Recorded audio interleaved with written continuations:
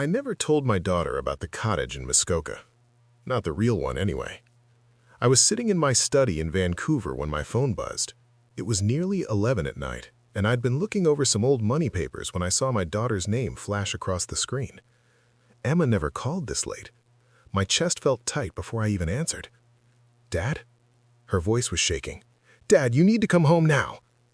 I set down my reading glasses. "What's wrong?" "It's Derek. He's at the cottage. The one up north. He has people with him. They're trying to get into the boathouse." The boathouse? My blood went cold. "Has he gotten inside yet?" I kept my voice calm, though my heart was pounding hard. "I don't think so. The locks are... Dad, how did he even know about it? I never told him about that property.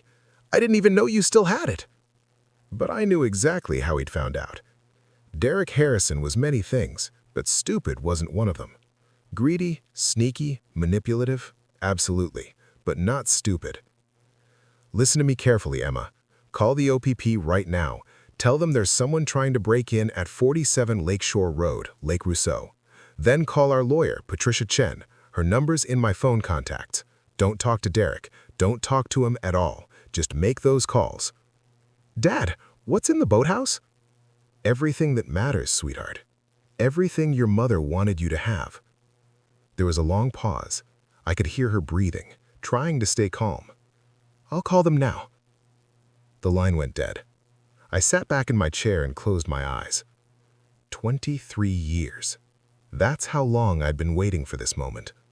23 years since my wife Margaret died of ovarian cancer at 47, leaving me to raise our 15-year-old daughter alone.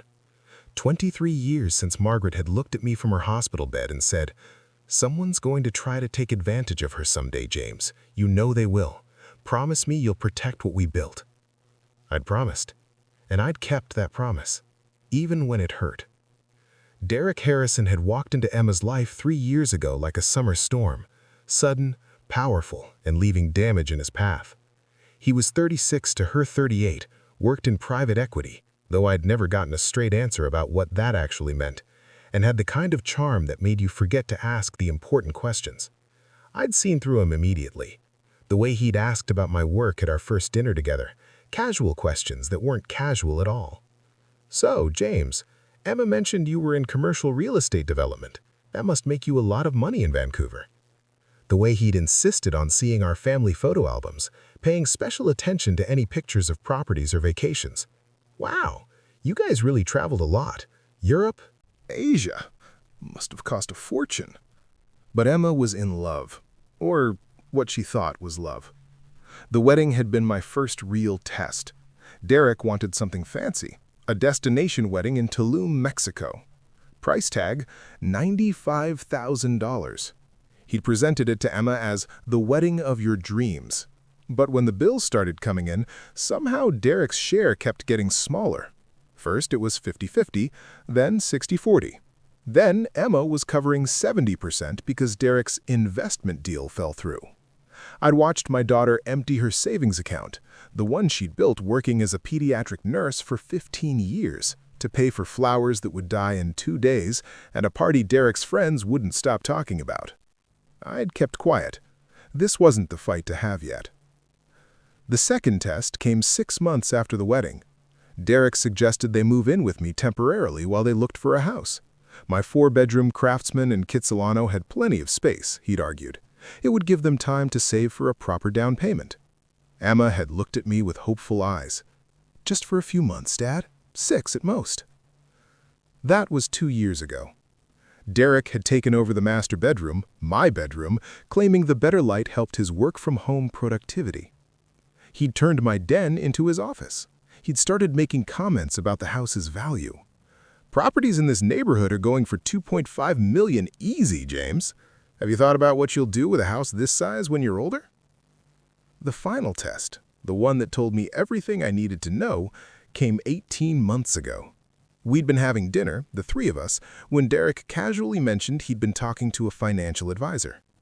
"Just getting our affairs in order," he'd said, cutting into his steak. "Making sure Emma and I are protected, you know? The advisor said we should understand the family's complete financial picture. Assets, investments, properties, that kind of thing." He'd looked at me with those pale blue eyes, waiting. "That's between Emma and me," I'd said quietly. "Well, sure, but Emma's my wife now. What affects her affects me. We're a team." "Then I'm sure Emma can share whatever she feels is right." Derek's jaw had tightened just for a second, but I'd seen it. The mask had slipped. "Dad's right," Emma had said softly. "It's not really your concern." Oh, the look on his face, like she'd slapped him. After that, things changed. Derek started pushing harder. He'd bring home real estate listings for properties we should invest in together. He'd make comments about how I was sitting on assets that could be working for the family. He started talking about power of attorney, about estate planning, about making sure everything was properly organized for when I was gone. I was 63 years old and in perfect health. That's when I'd made the call to Patricia Chen, our family lawyer. Patricia had worked with Margaret and me for 30 years. She'd helped to set up the trust. She'd been there when Margaret died. She knew everything. "I need to make some changes," I told her, "and I need to make sure they're rock solid." "What are we protecting against?" Patricia had asked, though her tone suggested she already knew. "A son-in-law who thinks my daughter's inheritance is his retirement plan." The changes had taken 3 months. New trusts, new beneficiaries, new backup plans. Everything legal, everything documented, everything designed to protect Emma and only Emma. Derek had noticed the lawyer meetings. "Everything okay, James? You're seeing Patricia a lot lately." "Just updating some things. Getting older, you know? Nothing I should know about?" "Nothing that concerns you." And that was true, because Derek Harrison's name didn't appear anywhere in any document that mattered. But I'd underestimated him. 6 months ago, Derek had started asking about the cottage. Emma had mentioned it once, years ago, before they'd even met, a family property up north that held sentimental value. She'd probably forgotten she'd even said it. Derek hadn't. "Your dad still owns that place in Muskoka?" He'd asked her one morning over coffee. Emma had been confused. "What place?" "You mentioned a cottage once, up on one of the lakes." "Oh, that. I don't know. I haven't been there since I was a teenager. I think Dad might have sold it after Mom died." But I hadn't. I'd kept it. More than that, I'd changed it. The cottage itself was nothing special, a small 2-bedroom structure that needed work. But the boathouse, that was different. Margaret had insisted we build it 5 years before she died. A place to keep the important things safe, she'd said, away from the house, somewhere private. At the time, I'd thought she meant our boat, our water equipment, but Margaret had been thinking bigger. The boathouse had a basement, not listed on any public records, not visible from outside. You had to know it was there. And in that basement was a climate-controlled room, 10 by 12 feet, with a fingerprint lock that only responded to my fingerprint and Emma's. Inside that room, original stock certificates from 3 tech companies Margaret and I had invested in during the 90s. Current value, $4.8 million. Property deeds for 4 apartment buildings in Calgary and Edmonton. Rental income, $22,000 monthly. A safe deposit box key for an account in Toronto containing Margaret's jewelry collection. Appraised value, $360,000. Life insurance policies Derek knew nothing about. Investment portfolios Emma had never seen. And Margaret's journals. 17 leather-bound books spanning 26 years of our marriage. The last one ended 3 days before she died. I'd read them all after the funeral. Some passages dozens of times. One entry, written 8 months before her death, still made my throat tight. "James is going to struggle when I'm gone. Not with grief, he's strong. Enough for that. But with letting Emma go. She'll find someone someday, and James will want to believe the best in them. He'll want Emma to be happy so badly that he'll ignore the warning signs. I know my husband. He's going to need a system. Something that protects our girl even when his judgment is clouded by love for her. I've been thinking about the cottage, about what we could do with it, about how to build something that keeps our life's work safe until Emma's ready to receive it, until she's with someone worthy of it, or until she's alone and needs it most. James, if you're reading this, And I know you will, you sentimental fool. Trust your instincts. If someone seems too interested in what we've built, they probably are. Protect our daughter, even from herself if you have to. I'd protected her, even when it meant seeming cold, even when it meant Derek thinking I was a difficult old man hoarding assets for my own child, because I'd seen what Derek was doing, the way he'd slowly separated Emma from her friends, claiming they didn't understand their relationship, the way he'd encouraged her to cut back her nursing hours, to focus on them, even as it meant she was financially dependent on him and, by extension, on me. The way he'd started making decisions for the family without asking her. I'd seen it all, and I'd waited. The call from Emma's lawyer friend Sarah had come 3 weeks ago. James, this is probably nothing, but Derek approached me at a networking event, started asking questions about estate law, specifically about what happens to inherited property in a divorce, whether a spouse has any claim to assets inherited during marriage. My stomach had dropped. What did he tell him? The truth. In Canada, inherited assets generally remain separate property unless they've been mixed with marital assets. But he kept pushing. Asked about trusts, about beneficiary designations, about ways to contest distributions if someone felt they were being unfairly excluded. Did he mention Emma? Not by name, but James, I think he's planning something. I'd thanked Sarah and hung up. Then I'd sat in my study for 3 hours, thinking. Derek was getting impatient. He'd been married to Emma for 3 years, living in my house for 2, and he still hadn't gotten his hands on what he really wanted. He was smart enough to know there had to be more. The house in Kitsilano was worth millions, yes, but Derek had done the math. He knew my career path, knew the properties I'd developed, knew the lifestyle Margaret and I had lived. He knew there had to be more. And he'd somehow found out about the cottage. I'd made a mistake 3 months ago. Emma had been going through old photos and found one of Margaret and teenage Emma at the Muskoka Cottage, sitting on the dock. Emma had gotten nostalgic. "I miss this place," she'd said softly. "Do you ever go up there anymore, Dad?" "Occasionally, just to check on things." Derek had been in the room. I hadn't noticed him listening, but he must have been. The next week, property tax records for that address had been looked up online. I'd gotten a notification from the monitoring service I'd set up. Someone had searched the public database for 47 Lakeshore Road, Lake Rousseau. The search had come from our home IP address. Derek. I'd called Patricia immediately. "He's going to make a move," I told her. "I don't know when or how, but it's coming." "Is Emma safe?" That had stopped me cold. Was she?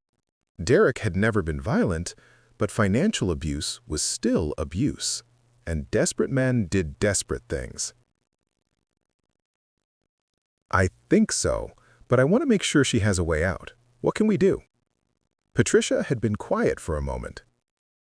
"How much does Emma actually know about the extent of the assets?" "Almost nothing. She knows about the house, her mother's basic life insurance. She has no idea about the rest." "James, she's 38 years old. Don't you think it's time?" "Not while she's with him. If she knows, he'll find out. He'll pressure her, he'll manipulate her, he'll find a way to get to it." "So you're going to wait until what? Until he leaves her? Until she figures it out herself?" "Until he shows his true colors in a way she can't ignore." And now, at 11 on a Wednesday night, that moment had arrived. My phone rang again. "Patricia."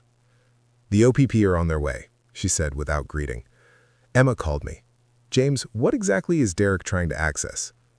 "Everything Margaret wanted Emma to have. Everything we've kept protected. And it's secure. Fingerprint lock. Only Emma and I can open it. He can't get in without destroying the whole structure, and if he does that, the OPP will arrest him for breaking and entering." "Good. I'm driving up there now. Should arrive in about 3 hours." "Don't you dare go up there without me." But I was already grabbing my keys. The drive from Vancouver to Muskoka would normally take me about 4 hours, but I'd booked the last seat on the late-night flight to Toronto that left in 90 minutes. I'd land at 6 a.m., rent a car, and be at the cottage by 8. I called Emma from the airport. "Dad, the police are here. They're talking to Derek now." "What's he saying?" "He's claiming he has a right to access the property, that it's a family asset and he's family." The officers asked him if he has keys or permission. He said he assumed it was okay since you'd mentioned it. "I never mentioned it to him." "I know. Dad, I'm so confused. Why is he doing this? What does he think is in there?" "Sweetheart, I need you to listen to me very carefully. Do not tell Derek anything. Not about our conversation, not about what you know or don't know. If he asks, you tell him you're as confused as he is. Can you do that?" "Dad, you're scaring me." "I know, but I need you to trust me. Can you do that?" A long pause. Then, "Yes." "Good girl. I'm flying out tonight. I'll be there first thing in the morning. The police are going to ask Derek to leave the property. Let them. Then, I need you to go home, pack a bag, and check into a hotel somewhere Derek doesn't know about. Use cash, not your credit card. I'll send you Patricia's number. She's on her way there too. Stay with her if you want." "Dad, this sounds crazy." "I know it does. But Emma, your mother prepared for this. She knew someday someone might try to take advantage of you, try to get to what we built together. She made me promise to protect it, to protect you." I could hear her crying softly. "What's in the boathouse, Dad?" "Your inheritance, sweetheart. Your real inheritance. All of it." The flight was awful. I couldn't sleep, couldn't focus. I kept imagining Derek's face when he realized he'd been locked out of everything he'd spent 3 years trying to get. I also kept thinking about Emma, about how she was going to feel when she learned the truth. Not just about the assets, but about Derek, about what he'd really wanted all along. Would she forgive me for not telling her sooner? Would she understand why I'd waited? The plane landed at 6:13. By 7:15, I was in a rental car heading north. Patricia called at 7:30. "I'm at the cottage. Emma's with me. Derek's gone. The OPP escorted him off the property around midnight. But James, there's damage. He took a crowbar to the boathouse door before the police arrived." "Did he get inside?" "No. The reinforced steel held, but he tried. There are deep scratches all along the frame." "Good. Let there be evidence. Let there be proof of exactly what he'd been willing to do." I pulled up to the cottage at 8:45. The morning sun was shining off Lake Rousseau, and for a moment I was transported back 30 years. Margaret standing on the dock in cut-off shorts and a University of Toronto sweatshirt, laughing as 10-year-old Emma tried to catch minnows in a net. Patricia's car was in the driveway. So was an OPP cruiser. I found them in the cottage, Patricia, Emma, and a young officer who couldn't have been more than 25. Emma looked exhausted. Her eyes were red from crying, her hair pulled back in a messy ponytail. When she saw me, she stood up. "Dad!" I crossed the room and pulled her into a hug. She felt so small, just like when she was little and would run to me after a nightmare. "I'm here," I said quietly. "It's going to be okay." "Mr. Thompson," the officer stepped forward. "I'm Constable Mitchell. We responded to the call last night. Your son-in-law was attempting to gain access to a structure on your property without permission. We've documented the damage and issued him a warning. If he returns, he'll be arrested for trespassing and attempted breaking in." "And entering." "Was he alone?" The constable glanced at his notes. "He had another individual with him, a male, approximately 30 years old, who claimed to be a locksmith. The locksmith left immediately when we arrived. Mr. Harrison was upset, kept insisting he had a right to access the property." "He has no rights here. This property is in my name only. It's not a marital asset." "That's what we explained to him, sir. He wasn't happy about it." After the constable left, the three of us sat around the cottage's small kitchen table. Patricia made coffee. Emma stared out the window at the lake. "I don't understand," Emma said finally. "Why was Derek so desperate to get into the boathouse? What did he think was in there?" I looked at Patricia. She nodded. "Emma, your mother and I spent 35 years building something. We were both from nothing. She was a teacher's kid from Hamilton. I was a carpenter's son from Sudbury. But we worked hard. We saved every penny. We made smart investments, and we built a life. I took a breath. When your mom got sick, she made me promise to protect what we built. Not for me, I don't need much, but for you. She wanted to make sure you'd always be taken care of, that no one could ever take advantage of you. Dad, I know about the life insurance, the $50,000. That was for funeral costs and immediate expenses. Sweetheart, the real inheritance is in the boathouse. Emma's eyes widened. Your mother set up a system. Everything we owned, the investments, the properties, the assets, they're all in a protected trust. The paperwork is in the boathouse, the stock certificates, the property deeds, everything. How much are we talking about? I glanced at Patricia. She pulled out a folder. Current total asset value, excluding your father's primary residence, $8.3 million. That includes 4 rental properties generating monthly income, stock portfolios, bonds, and your mother's jewelry collection. Emma stared at her. 8 million?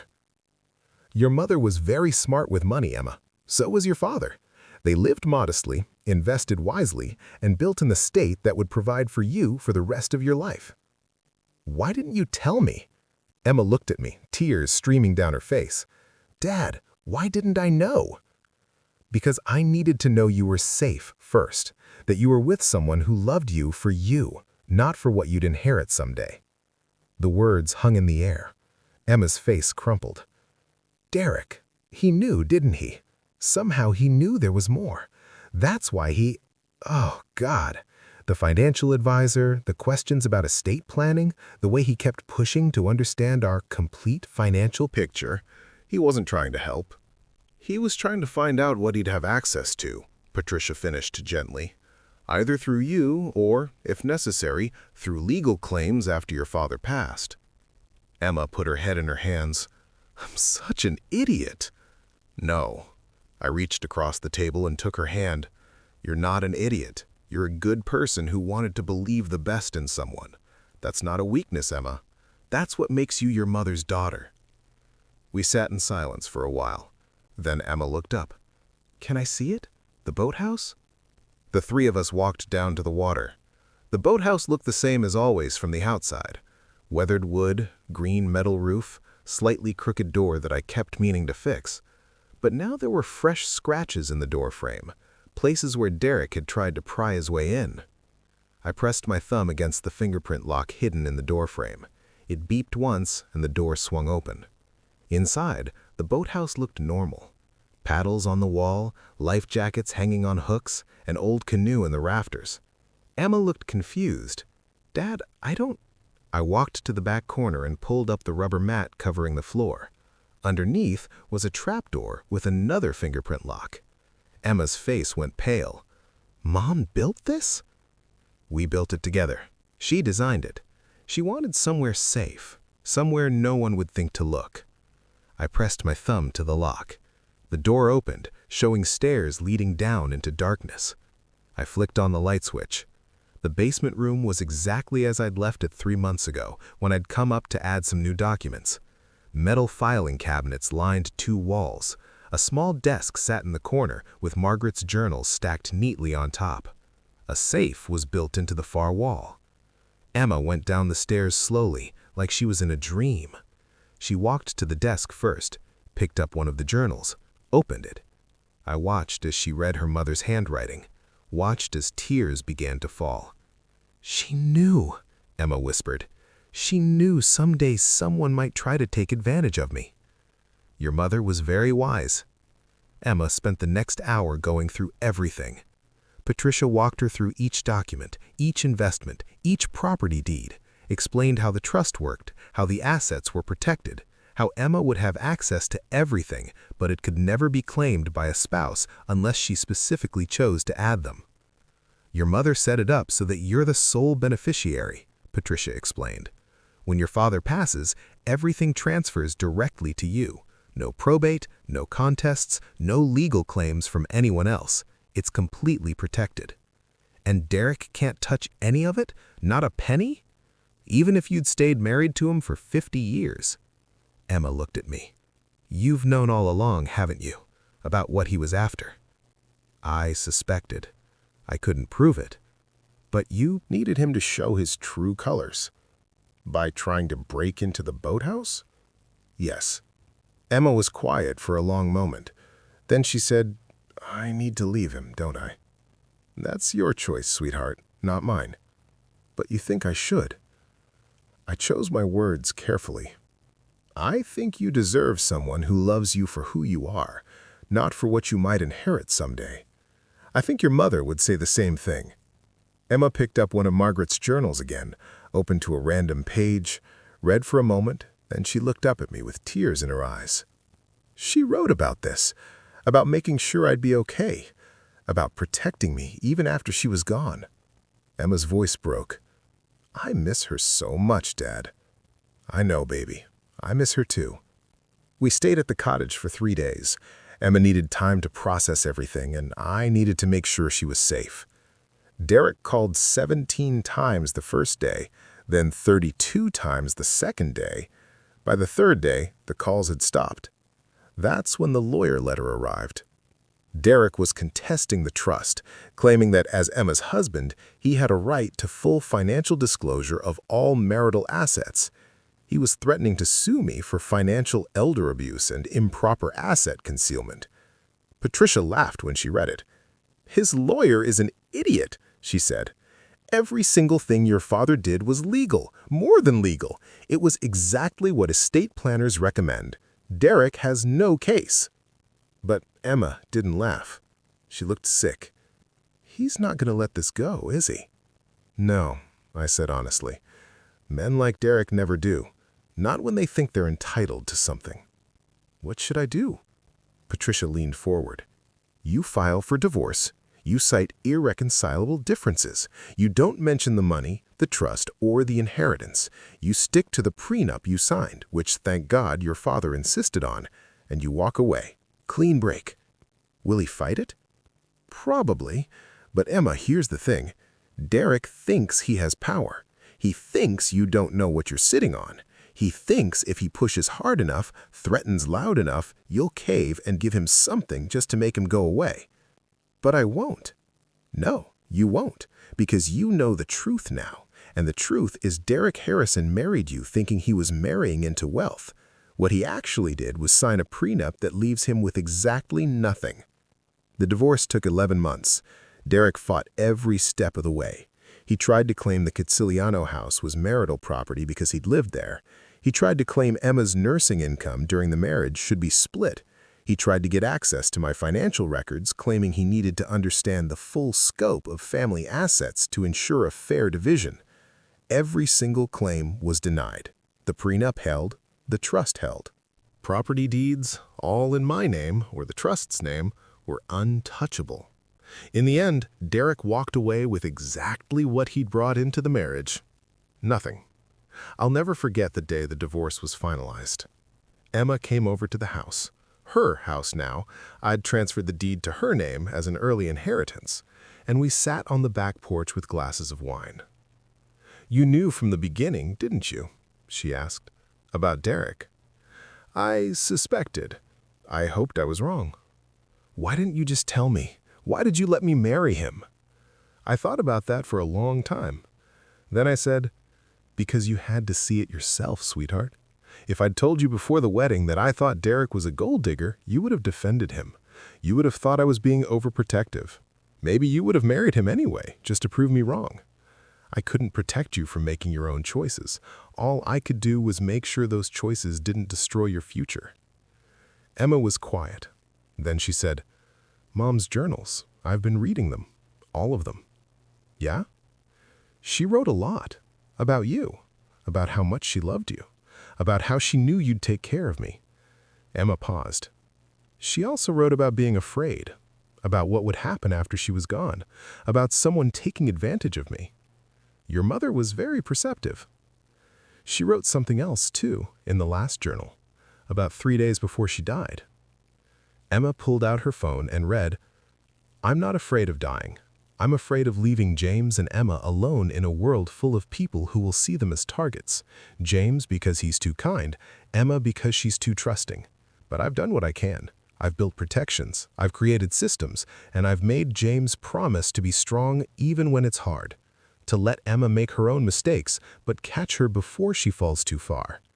That's all any parent can do.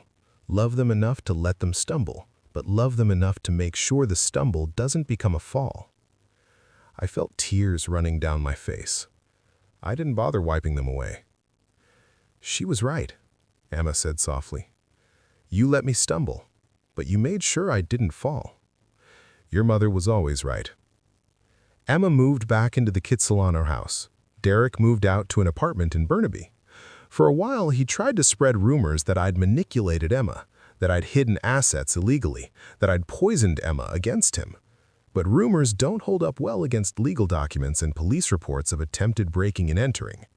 18 months after the divorce was finalized, Emma met someone new. His name was Thomas O'Brien, and he was a high school history teacher. He drove a 12-year-old Honda, lived in a modest apartment, and had student loan debt. He also made Emma laugh in a way I hadn't heard since before she met Derek. The first time Emma brought Thomas to the house for dinner, I watched him carefully, watched how he talked to Emma with respect, with genuine interest, watched how he talked to me, with courtesy but not fake politeness, with friendliness but not manipulation. At one point, Emma mentioned she owned the house. Thomas had looked around and said, "Wow, this is a beautiful place. The maintenance must be intense though. My buddy owns a heritage home in New West and is constantly dealing with something breaking. Not, how much is it worth? Not, you must be doing well. Just a normal observation about old houses and maintenance." When Thomas excused himself to use the bathroom, Emma looked at me. "Well, he seems nice." "That's it? Just nice?" "Emma, what do you want me to say?" "I don't know. I guess I'm waiting for you to tell me if he's really what he seems, or if he's another Derek." I thought about that. Then I said, "You know what the difference is? Thomas hasn't asked a single question about money, about assets, about what you own or what you're worth. Derek couldn't make it through our first dinner without trying to figure out my net worth." Emma smiled. "I noticed that too." "Then you already know everything you need to know." They got engaged a year later. Small ceremony, family only, at the Muskoka Cottage. Thomas cried when he saw the lake. "This is where you scattered your mom's ashes?" he asked Emma. "Yeah, right off the dock." Thomas walked down to the water and stood there for a long moment. Then he came back and said to me, "Thank you for sharing this place with us. I know it must mean a lot to you." That's when I knew Emma had found what Margaret and I had. Someone who understood that some things, some places, some memories weren't about money value. They were about love. Emma and Thomas have been married 3 years now. They live in the Kitsilano house. They've added solar panels and a vegetable garden. Thomas bikes to work. Emma still works as a pediatric nurse, though she's cut back her hours to part-time. They don't need the money, the rental income from the properties. They don't touch the trust funds. The investments keep growing. Last month, Emma came to me with an idea. "Dad, I've been thinking about Mom's journals, about what she wrote, about protecting people, about making sure they don't fall." "Yeah? What if we used some of the rental income to start a foundation? Something that helps women escape financial abuse, provides legal services, financial education, housing help." I felt my throat tighten. "Your mother would love that." "We could call it the Margaret Thompson Foundation. Make her legacy about more than just protecting me, make it about protecting everyone." So that's what we did. The foundation launched 6 months ago. We provide free legal help for women dealing with financial abuse. We run workshops on financial literacy, on protecting assets, on recognizing warning signs in relationships. We help women escape situations where they're being controlled through money. Last week, a woman came to one of our workshops. She was 34, married to a man who controlled all the money, who had separated her from her family, who had convinced her she couldn't survive without him. She reminded me so much of Emma during those years with Derek. At the end of the workshop, she came up to me. "Thank you," she said. "For the first time in 5 years, I feel like I have options, like I'm not trapped." I thought about Margaret's journal entry, about letting people stumble, but making sure they don't fall. "You're going to be okay," I told her. "You're stronger than you know." She smiled, a small, uncertain smile, and left. Emma was standing beside me. "You think she'll leave him?" "I don't know, but now she knows she can, and sometimes that's enough." I'm 67 now. The cottage in Muskoka is exactly as Margaret and I left it. The boathouse still holds all the important documents, though now Emma has full access. The foundation keeps growing, and every summer Emma and Thomas bring their daughter, my granddaughter, Margaret Rose, up to the lake. We teach her to fish, to canoe, to swim in the cold water. Last summer, 5-year-old Maggie asked me a question. "Grandpa, why do we always come here?" I looked at Emma. She smiled and nodded. "Because this is where your Grandma Margaret wanted us to remember what matters," I said. "Not how much money we have or what we own, but that we take care of each other, that we protect the people we love, that we build things that last." Maggie thought about that. Then she said, "Like the boathouse?" "Exactly like the boathouse." Ran off to chase butterflies. Emma sat down beside me on the dock. She looks just like Mom, doesn't she? She has a grandmother's eyes. We sat in comfortable silence, watching the sun set over the lake. "Dad," Emma said after a while. "Yeah?" "Thank you. For everything. For protecting me even when I didn't know I needed protecting. For letting me make my own mistakes. For making sure those mistakes didn't cost me everything." That's what parents do, sweetheart. We catch our kids before they fall too far. Mom would be proud of the foundation, of what we've built. She'd be proud of you, of the woman you've become.